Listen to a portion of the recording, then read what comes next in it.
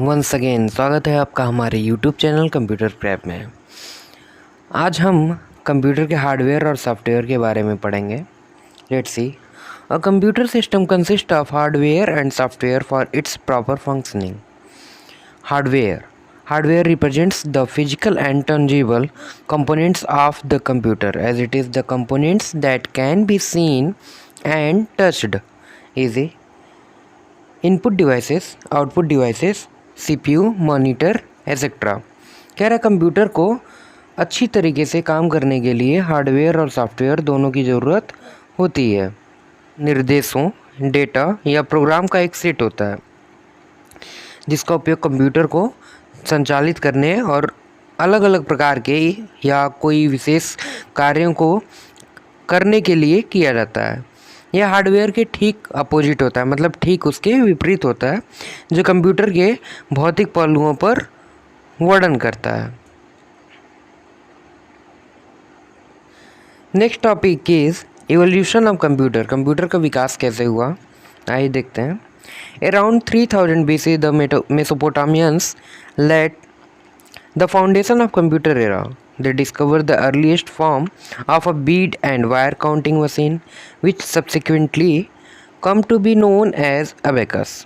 For later, Blaise Pascal, a French mathematician, invented a machine in 1642 made up of pairs, which was used for adding numbers quickly. This machine was named as adding machine. Later on, Gottfried Leibniz, a German mathematician, improved an adding machine and constructed a new machine in 1671 that was able to perform multiplication and division as well. ऐसा माना जाता है कि computer का जो विकास है 3000 ईस्वी पूर्व मेसोपोटामियंस ने खोज किया था, ठीक है, और उन्होंने बीड और एयर काउंटिंग मशीन बनाई थी। एक ऐसी मशीन थी जिसे आगे चल करके अबेकस के नाम से जाना जाने लगा, ठीक है। तो अबेकस को लोग पहले बोलते थे काउंटिंग मशीन, जिन्हें हम आज किताबों में पढ़ते हैं कि पहली कंप्यूटर कौन थी, ठीक है ना। तो वो अबेकस है एंड उसका पुराना नाम जो है काउंटिंग मशीन था। फिर इसके बाद बहुत सालों बाद एक ब्लेस पास्कल कर गया है, जो कि फ्रांसीसी मैथमेटिशियन थे, गणितज्ञ थे। उन्होंने 1642 में एक मशीन बनाई जिसका प्रयोग करके नंबर्स को ऐड और सब्ट्रैक्ट किया जाने लगा, मतलब कि हम संख्याओं को जोड़ने और घटाने का काम करने लगे, जिसे एडिंग सुधार किया जाता, ठीक है। और 1671 में उस सुधार करने के बाद, मतलब उसको और मॉडिफाई किया गया और अच्छा बनाने की कोशिश की गई। 1671 में जब उसमें सुधार हो गया तो एक नई मशीन बनाई गई, ठीक है, जिसमें हम अभी तक तो हम एडिंग और सब्ट्रैक्शन ही करते थे, मतलब जोड़ और घटाने का ही काम करते थे, लेकिन ये मशीन बनने के बाद हम डिवीज़न और मल्टीप्लिकेशन भी कर सकते थे, मतलब कि भाग और गुणा भी कर सकते थे। इसी में और आगे बढ़ते हैं। इन 1822 Charles Babbage, a professor of mathematics, developed a machine called difference engine. It was made to calculate various mathematical functions.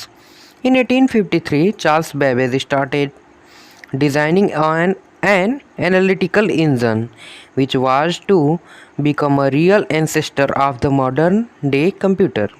Owing to the lack of technology of the time, the analytical engine was never built.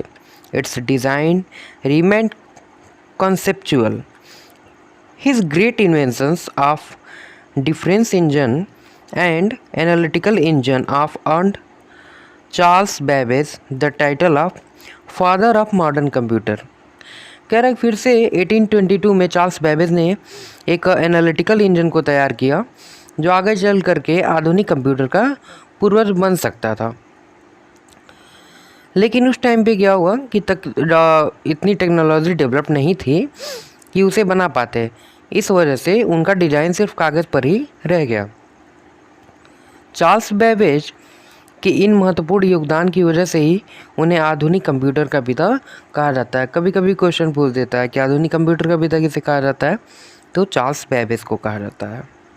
अब एक एक करके हम computer की पीढ़ी के बारे में जानेंगे, कौन कौन सी पीढ़ी आई और किस टाइप के कंप्यूटर आए। Let's see. Generation of computer, computer की पीढ़ी। The first generation of computer. 5 generation होते हैं कंप्यूटर के, तो हम पहले जनरेशन के बारे में जानते हैं। Let's see. In 1946, a team led by Eckert and Moseley developed the first electronic computer, whose name was ENIAC.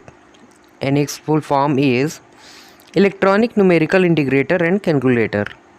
It used high-speed vacuum tubes switching device with 30 tons, contained 18,000 vacuum tubes, 70,000 resistors, 1,000 capacitors, 6,000 switches, used 150,000 watts of electricity and cost $40,000. Other first generation computers are ADVAC, ADSEC, UNIVAC first, और भी होंगे।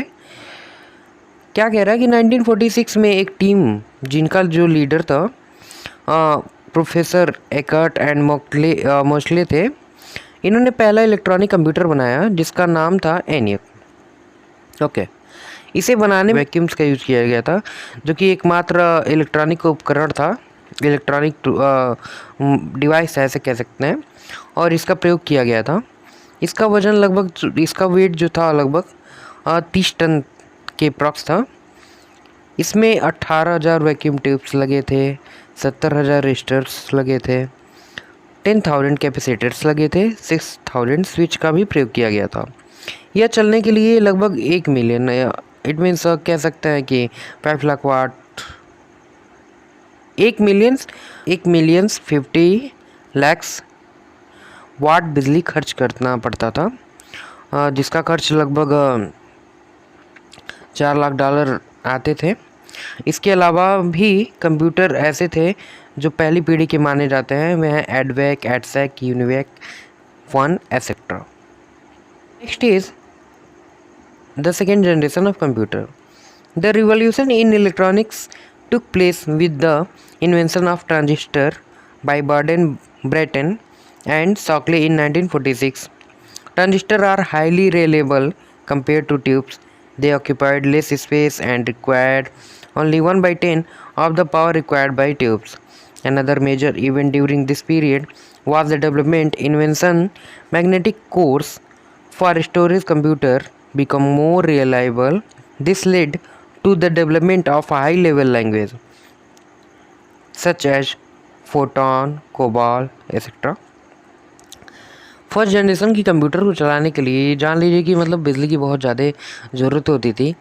And first generation के जो computer हुआ करते थे एक एक रूम के बराबर हुआ करते थे, और बहुत ज़्यादा इलेक्ट्रिसिटी का खर्च आता था उस टाइम पे ये कंप्यूटर को स्टार्ट करना फिर रन करना।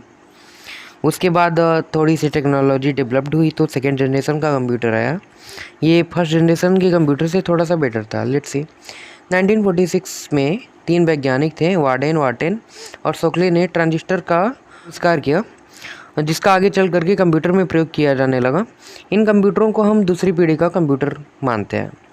ट्रांजिस्टर वैक्यूम ट्यूब की अपेक्षा ज़्यादा कंफर्टेबल थे, ये कम स्पेस लेते थे वैक्यूम ट्यूब थे, और वैक्यूम ट्यूब की अपेक्षा 10 गुना कम बिजली खर्च करते हैं। जैसे कि मैंने बताया कि बहुत ज़्यादा इलेक्ट्रिसिटी की ज़रूरत पड़ती थी, तो फर्स्ट जनरेशन के कंप्यूटर में वैक्यूम ट्यूब का प्रयोग किया गया था। उसकी अपेक्षा ये 10 गुना कम बिजली खर्च करते थे। दूसरा जो सबसे इम्पोर्टेंट सुधार हुआ था दूसरी पीढ़ी के कंप्यूटर में, वह यह था कि इसमें मेमोरी भी लगाई जाने लगी। जैसे आज के डेट में हम लोग हार्ड डिस्क का यूज करते हैं एंड मोबाइल में मेमोरी कार्ड यूज करते हैं 32 GB, 64, 128 एंड ऑल। तो उस टाइम पे मेमोरी फर्स्ट जनरेशन की कंप्यूटर में यूज़ नहीं होता था, बट सेकंड जनरेशन की कंप्यूटर में मेमोरी लगाई जाने लगी, जिससे कि हम डाटा को कंप्यूटर में स्टोर करके रख सकें। कंप्यूटर में मेमोरी लग जाने में उसमें हाई लेवल लैंग्वेज का भी प्रयोग किया जाने लगा। उसके पहले हाई लेवल लैंग्वेज का प्रयोग नहीं किया जाता था। In the third generation computer, transistors were replaces by integrated circuit, it means IC, known popularly as chips. खाने वाली चिप्स की बात नहीं हो रही है. The IC was invented by Jack Kilby in 1958 from small scale integrated SSI circuits which had about 10 transistors per chip technology developed to medium scale integrated MSI circuits with 100 transistors per chip. The size of memories reached about 4 MB. The third generation computer using integrated circuits proved to be highly reliable, relative, inexpensive and faster. जो third generation की computer है उसमें transistor की जगह पे अब IC का प्रयोग किया जाने लगा, इंटीग्रेटेड सर्किट का प्रयोग किया जाने लगा. आईसी का इन्वेंशन जो था जैक किल्बी नाम के एक थे, उन्होंने 1958 में इसका आविष्कार किया था. एक आईसी में बहुत सारे ट्रांजिस्टर की सर्किट बनाई जाती है. स्टार्टिंग में एक आईसी में ट्रांजिस्टर को बनाया जाता है जिसमें हम स्मॉल स्केल इंटीग्रेटेड सर्किट का नाम दे सकते हैं. और तीसरी पीढ़ी के अंत तक टेक्नोलॉजी और डेवलप्ड हो गई, ठीक है, जिसकी वजह से एक आईसी में 100 ट्रांजिस्टर तक लगाए जाने लगे, जिसे मीडियम स्केल इंटीग्रेटेड सर्किट कहा जाता है. तीसरी पीढ़ी के कंप्यूटर मतलब थर्ड जनरेशन के कंप्यूटर में मेमोरी का आकार जो था लगभग 4 MB के आसपास तक पहुंच गया था. आज के डेट में अगर आप 4 MB की बात करें तो एक अच्छा सा सॉन्ग भी डाउनलोड नहीं हो पाएगा 4 MB में इन ऑडियो. सोचिए उस टाइम की जो मेमोरी, उस टाइम में जो मेमोरी यूज होती थी एज अ हार्ड डिस्क, जैसे हम लोग आज यूज़ करते हैं 500 GB 1 TB, इससे कम तो कोई लेता ही नहीं है. तो उस टाइम पे उसकी जो मेमोरी थी 4 MB के अप्रॉक्सीमेटली थी. थर्ड जनरेशन के कंप्यूटर में इंटीग्रेटेड लगने के बाद, इंटीग्रेटेड सर्किट आईसी लगने के वजह से वो काफ़ी कंफर्टेबल, सस्ते और ज़्यादा तेज़ काम करने लगे थे. Next is the fourth generation of computer. The invention of microprocessor chip marked the beginning of the fourth generation of computer. Medium scale integrated circuits yielded to large and very large scale integrated VLSI circuits packing about 50,000 transistors in a chip. Semiconductor memories replaced magnetic core memories. The emergence of microprocessor, it means CPU, on single chip led to the emergence of extremely powerful personal computers. Computer cost came down so rapidly that these found places in most office and houses. Fourth generation की computer की बात करें तो इसको बनाने में micro processor का प्रयोग किया जाता है. फोर्थ जनरेशन तक इंटीग्रेटेड सर्किट का विकास जो डेवलपमेंट था मीडियम स्केल इंटीग्रेटेड सर्किट से बहुत बड़े पैमाने पे, वेरी लार्ज स्केल पे इंटीग्रेटेड सर्किट हो गया, मतलब और भी अच्छा सुधार किया जा चुका है, जिसके एक आईसी में लगभग 50,000 ट्रांजिस्टर तक लगाए जा सकते थे. फोर्थ जनरेशन की कंप्यूटर में मैग्नेटिक मेमोरी की जगह पे अब सेमी कंडक्टर मेमोरी का प्रयोग किया जाने लगा. माइक्रो प्रोसेसर का जो इन्वेंशन हुआ था, आविष्कार हुआ था, उसके होने की वजह से कंप्यूटरों के जो काम करने की जो क्षमता थी उसमें बहुत ज़्यादा डेवलपमेंट हुआ था कि अब कंप्यूटर बहुत ज़्यादा कार्यों को कर सकता है. इससे कंप्यूटर के रेट में भी बहुत ज़्यादा गिरावट आई थी और जिससे कि अब उनका प्रयोग बहुत सारे कार्यों में किया जाने लगा. Next and last is the fifth generation of computer. The fifth generation of computer using magnetic bubbles memories and other recent developments are on the way. These computers will be based on advanced in silicon technology. The researchers are aiming at developing a machine that can be spoken to in simple plain language and is able to converse the way we human do.